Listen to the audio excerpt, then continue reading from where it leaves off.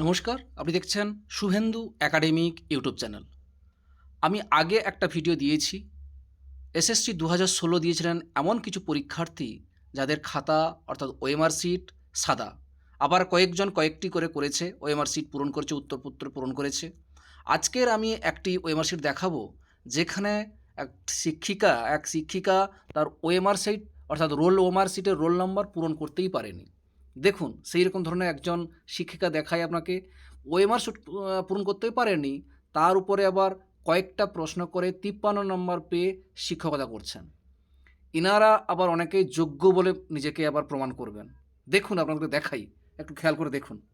উনি রোল নম্বরটা লিখেছেন, দেখুন 22211675003414। দেখতে পাচ্ছেন? এই যে টুর ঘরে দেখুন, নিচের দিকে দেখুন, অনেকগুলো গোল করে দিয়েছে। এখানে কিন্তু এটা একেবারে ভুল।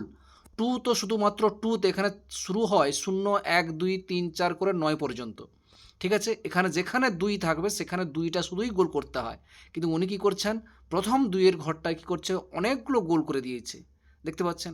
তারপরে ঘরে দেখুন ২, তারপর দেখুন ৩টে গোল করে দিয়েছে। এটা কিন্তু ঠিক নয়, শুধু ২তেই গোলটা হওয়া উচিত ছিল। কিন্তু তারপরে ২টা কিন্তু ঠিক করেছেন। তারপরে ১ ঠিক করেছেন। বাকিগুলো দেখুন ৬, ৭, ৫, ০, ০, ৩, ৪, ১, ৪ এগুলো কিন্তু পূরণই করেননি। বুঝতেই পারছেন? নিয়ম অনুযায়ী কম্পিউটারে যখন এগুলো চেক হবে, এগুলো কিন্তু বাতিল বলে গণ্য হবে। কিন্তু বাতিল তো হয়ইনি, সেখানে এই সমস্ত শিক্ষক বা শিক্ষিকারা তারা কিন্তু চাকরি পেয়েছেন, এবং এরাই হচ্ছে অযোগ্য শিক্ষক বা শিক্ষিকা। তারা কিন্তু এতদিন ধরে চাকরি করছেন। দেখুন, এইভাবেও চাকরি পাওয়া যায়। দেখতে পাচ্ছেন? যেখানে কয়েকটা ওএমআরে উত্তরপত্র পূরণ করে ৫৩ নাম্বার পেয়ে অনেকে আবার র্যাঙ্কেও চলে এসছেন। দেখুন, দেখতে পাচ্ছেন? তার ভেন্যু কোড যেটা 2130 সেটাও ভুল করেছে। 2 তে দেখুন ৪ টা গোল করে দিয়েছে 2 তে, কিন্তু বাকিগুলো পূরণ করেনি। তারপর দেখুন সাবজেক্ট কোড 75 আছে, সেখানেও ঠিকঠাক করতে পারেনি। বুকলেট নাম্বার সেটাও ঠিকঠাক পূরণ করতে পারে। দেখতে পাচ্ছেন? রোল নাম্বার থেকে শুরু করে সমস্তগুলোই ভুল। এগুলো কিন্তু যখনই কম্পিউটারে এগুলো যে ওএমআর শিট যখন উত্তরপত্র হিসাবে দেখা হবে, তখন কিন্তু এগুলো বাতিল বলেই গণ্য হবে। বাতিল হওয়ার পরেও এই সমস্ত শিক্ষক বা শিক্ষিকা মানে একেবারে চাকরি করছে এতদিন ধরে। ওনারা নিজেকে যোগ্য বলে মনে করছেন, বুঝতেই পারছেন। চলুন, ওনাকে এইগুলো দেখালাম, আপনাদেরকে দেখালাম। এরপর দেখুন এনারা কয়েকটা উত্তর করেছে মাত্র দেখুন। ১, ২, ৩, ৪, ৫, ৬, ৭, ৮, ৯, ১০, ১১, ১২, ১৩, ১৪, ১৫টা। টোটাল ১৫টা করেছে। ১৫টার মধ্যে সবগুলো উত্তর কিন্তু ঠিক হয়নি। বুঝতেই পারছেন, সবগুলো উত্তর ঠিকই হয়নি। তারপরেও দেখা গেল উনি ৫৩ পেয়ে গেছেন। কী ভিত্তিতে ৫৩ পেল বোঝা যাচ্ছে না, সেই হিসাবে র্যাঙ্কও করে নিয়েছেন। সেই হিসাবে র্যাঙ্ক চলে এসছে, র্যাঙ্কে করে উনি ৮ বছর ধরে চাকরি করছেন। ঠিক আছে?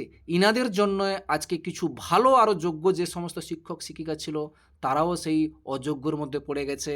হাইকোর্ট থেকে রায় দিয়ে দিয়েছে, সমস্ত ক্যান্সেল, অর্থাৎ এসএসসি ২০১৬ সমস্ত প্যানেলটাই ক্যান্সেল করে দিল। কিন্তু সুপ্রিম কোর্টে গেছে রাজ্য সরকার, এসএসসিও গেছে, কিন্তু সেও এখনও পর্যন্ত রায় হয়নি, অর্থাৎ স্টে অর্ডার হয়নি। মানে এই হাইকোর্টের রায়কেই বহাল রেখেছে। আগামী সোমবার আবারও একটা মানে এর মানে হাইকোর্টের রায় আছে, দেখা যাক, সুপ্রিম কোর্টের রায় আছে, সেটাই দেখা যাক কী হয়। কিন্তু দেখুন, এইরকম যদি হয়, কিভাবে যোগ্য অযোগ্য খোঁজা হবে সেটা নিয়েই চিন্তার বিষয়। আপনারা সকলেই দেখেছেন, দেখতে পাচ্ছেন। এনার দেখুন ২৭/১১/১৬ পরীক্ষা হয়েছিল, ডেট অফ এক্সামিনেশান। দেখুন, প্রাপ্তি চৌধুরীর নাম হচ্ছে প্রাপ্তি চৌধুরী, একজন শিক্ষিকা, দেখতে পাচ্ছেন।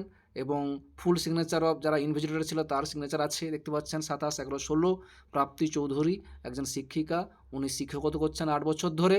এই রকম ওএমআর শিট পূরণ করে, আর যেখানে রোল নাম্বার ভুল, সব কিছুই ভুল। ঠিক আছে? রোল নাম্বার, ভেন্যু কোড সব কিছুই ভুল, সাবজেক্ট কোড সব কিছু ভুলভাল লিখেছে। এটা যদি কম্পিউটারে যখন উত্তরপত্র চেক আপ হবে তখনই কিন্তু ক্যান্সেল হয়ে যাওয়ার কথা ছিল, কিন্তু তারপরেও কিন্তু ক্যান্সেল হয় না। বুঝতেই পারছেন? এই এই অবস্থায় যোগ্য অযোগ্য শিক্ষক শিক্ষিকারা কিন্তু খুব সমস্যার মধ্যেই আছে। এবং অবশ্যই বলবো, সেখান থেকে যারা যোগ্য শিক্ষক তাদেরকে অবশ্যই বাছাই করে আবার যাতে পুনরায় যারা স্কুলে ফিরতে পারে, সেটা অবশ্যই সরকার দেখবেন, সুপ্রিম কোর্ট দেখবেন, সেগুলো আমার বলার কিচ্ছু নেই।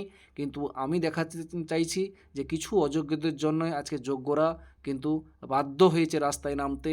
এখন আপনারাই অবশ্যই কমেন্ট করে জানাবেন এটা কী অবস্থা। এই সব শিক্ষক শিক্ষকের কাছে যদি আপনার বাড়ির ছাত্রছাত্রীরা পড়াশোনা করে, তাহলে কি এরা পড়াশোনা শিখতে পারবে? অবশ্যই আপনারা কমেন্ট করে জানাবেন।